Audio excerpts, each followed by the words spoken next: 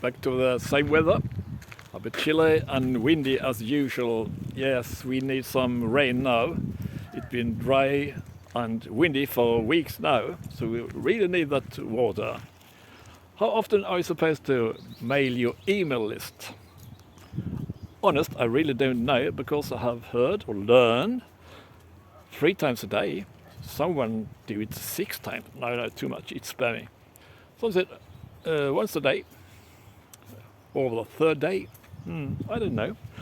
And someone, new marketers, don't mail the list at all. Or they're afraid of spamming. Yes, but you have to mail them, earn money, and support them in some way with information and useful things.